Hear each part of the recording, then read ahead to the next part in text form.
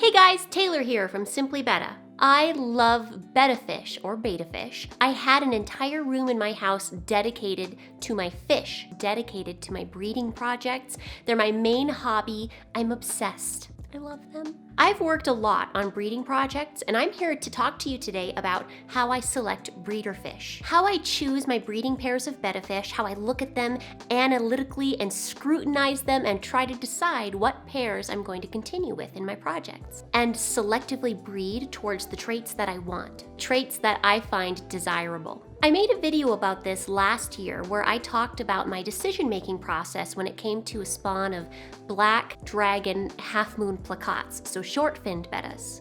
In that video, I scrutinized a bunch of my fish that I raised, and I talked about what I look for when it comes to things like their form and their finnage. I'll have a link down below if you want to go see that video too. I'm doing a video just like that one, but with a different pair this time. A different variety of betta fish. A beautiful variety. One of my favorites that I've ever done. A spawn of really beautiful coppery gold half-moons. So long-finned fish this time. This was a spawn of mine from a while ago, so it's not a super recent one, but it's one where I took the most thorough photography of, and I took really nice videos of most of the fish, so I'm able to just really easily show them. I'm not always good about taking really nice pictures and video, especially if I'm in a hurry, but this time I did. So I thought it'd be fun to go over my thought process about this particular spawn, because you can learn a lot from these kinds of videos, and I thought it'd be fun. Some people might say things like, why is this such a big deal? Just put two fish together and make more fish. It's all you need to do. I seriously get comments like that when it comes to videos like this. Seriously. You can do that without any thought or real consideration about what you're doing if you really want to. But with a little consideration and a little bit of effort, you can actually selectively breed towards the traits that you want to see in the offspring. Traits that you find desirable. Traits that you can control in a line of fish. Making gorgeous and healthy animals takes effort from the breeder. It takes having an idea of the animal you're working with and how their genetics work, of keeping animals vigorous and healthy while also controlling for the visual traits that you want to see, that you consider worthwhile or to be valuable. So let's go over the fish that I'll be talking about today. I'll start with the background. First, I'm going to be talking about the parents. I had these fish back before I started photographing my fish thoroughly, so I don't actually have pictures of the parents. So instead, I'll just describe them. I paired a very handsome copper half-moon male with just really beautiful, well-balanced finnage to a female, and this female was a short fin. That's important. A metallic short-finned female with a yellow base color. My ultimate goal was to create more long-finned fish like the male, but with the really beautiful coloration of the female. Golden fish! When pairing a long fin to a short finned fish, the offspring will probably all be long finned, but they're not going to be well balanced long fins. Definitely not perfectly balanced like some of the beautiful showfish out there. That might take some strategic selecting and multiple generations to achieve. I paired the copper to the yellowy gold because it's a very compatible pairing. I was thinking that the first generation will probably be all dark-bodied coppers, but then in the next generations, I would probably be getting a lot more of that gold color and yellows. And that gold color would resurface. So just to reiterate the rambling chatter, my ultimate goal is long-finned fish with really beautiful gold color. But in this first generation, I might not get gold color. I might have to wait till later generations. And also in this first generation, the finnage isn't going to be perfect. So keep that in mind. When I select from this spawn, I'm mainly going to be looking at form, and then color, and then fins. So on to the fish that I'll be choosing from. I'll start by showing all of my very handsome males. I had 12 to choose from. So I think right here I'm gonna put a little montage sequence of the various fish, just one by one. And then at the end of that, I'm gonna show them all at once. So to make it easy to see them all at once. So here are my handsome boys.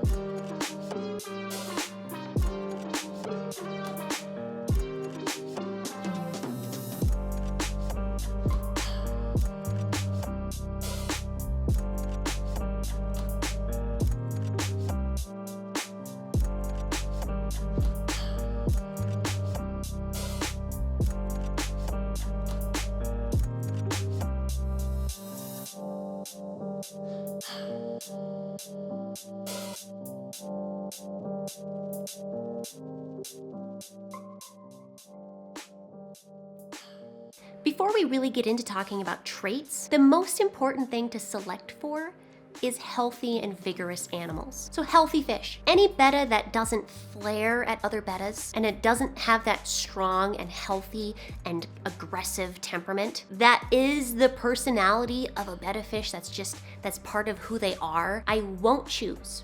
I don't care how beautiful a fish is. If it's not healthy, if it's not vigorous, it's not gonna pick it. Because of that, I'm already gonna disqualify one male.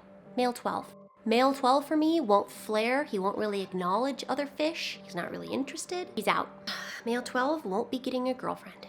Now on to traits. The first thing I'm gonna look at is their bodies of the fish, their form. Let's go over what I like to see. I like my half-moon fish to have strong bodies. Think about it. Long-finned fish like half-moons have a lot of finnage to hold up. They have to hold it up and flare it around and swim with it for the rest of their lives. I don't want to see a fish with a thin or weak looking body with all this finnage. I want strong boys.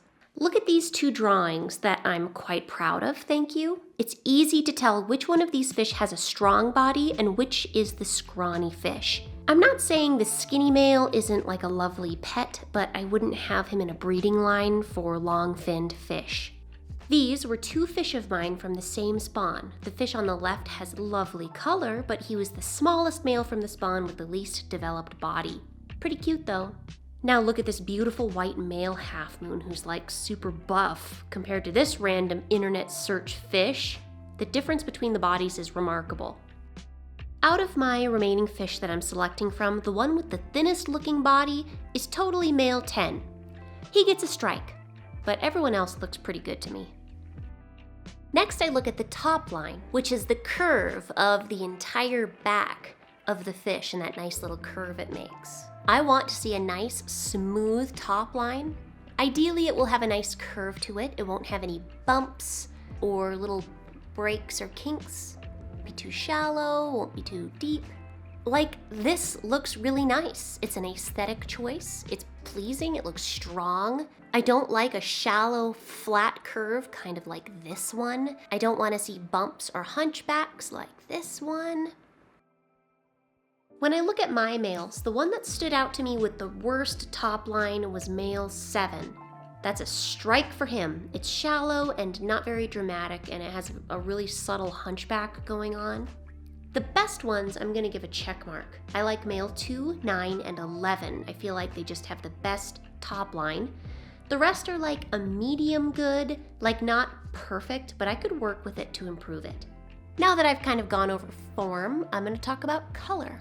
My goal is a fish with a really strong, pretty metallic layer. That's what I have in my brain. Like, it looks golden, a golden fish. These fish are obviously all kind of a coppery color, and that's fine. In the next generation, I'll probably be seeing the gold. Underneath that metallic gold color though, I want a nice yellow base color, because that shiny, shimmery quality that you see in these fish, you consider that a layer above the color layer of the fish. So that bottom layer, I want it to be yellow.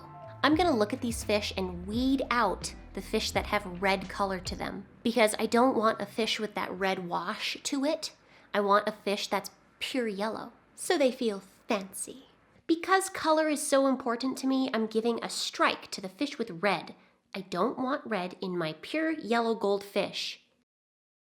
Next, we'll be looking at the fins. Now remember, the fins aren't going to be perfect in this generation. It's unrefined due to crossing the long fin with the short fin. But with some careful selection, we can actually improve this and select for a nicer, balanced finnage, for that ideal, beautiful half-moon spread. Because of that, I want to focus on the form and the color first, like I've already said twice. So what does nice finnage look like on a half-moon betta? Here's an overview of what I like to look for. Keep in mind, I'm not a judge of like betta shows, so I'm not like the expert. This is just what I like to look for. The most obvious fin to start with is the caudal fin. That's the big back rear fin that bettas are so known for. It's the calling card of these fish. Ideally, it will look like a semicircle or like a D, like a capital D with nice sharp edges to it,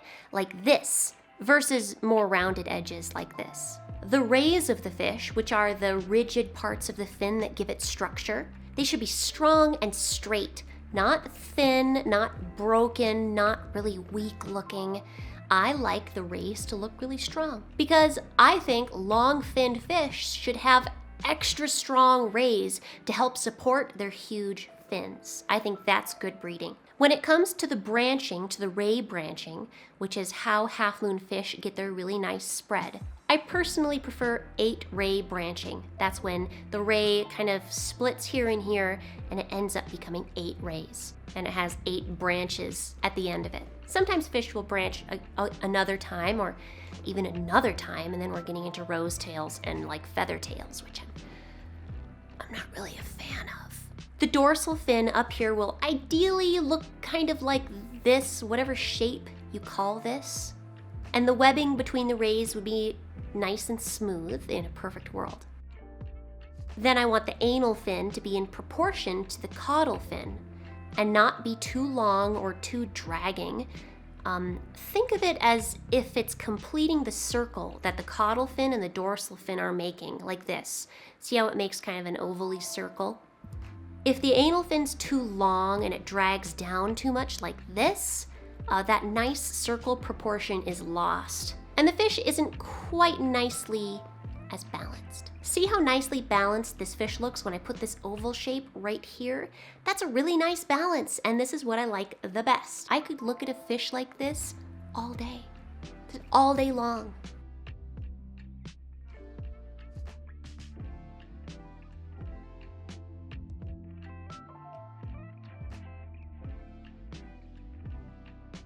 The ventral fins are the little fins up here, the little arms. Such a scientific term. That's pretty much my only note on ventral fins. I like them to come to a little point at the end, and they look like that. And I guess there's another pair of fins, the pectoral fins. They're the little flappy ones that go right here. I don't really scrutinize those, though. They should be there. These fish aren't terrible. If I had to choose a weakest link, it would be male 7 because he has the most rounded edges on his caudal, the least sharp. I would work with everyone else's fins and just be more selective in the next generations. So that was my big explanation on half-moon finnage, even though that's not the primary trait that I'm looking for in this video, in this generation. I hope it was interesting, at least. Time to choose the winner. I'm gonna choose my top 2 males now. I have plenty to choose from, so I'm just gonna exclude the males who got strikes earlier. Out of these remaining males, I would choose male 11 as my top choice. He has a nice, strong body, he has a good top line, he has the color I'm looking for, and promising finnage. My second choice would be male 1. Male 5 and 6 have that really slight spoon head curve to the head, that kind of concave bump going on. Male 8 actually has it too, though it isn't as noticeable in this picture. Male 1 isn't perfect in the top line department either, but it's more subtle. He looks a little more elegant. I think he would be my second choice.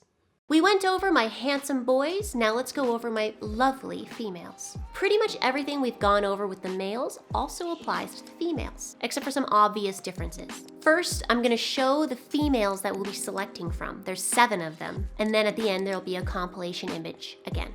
So here that goes.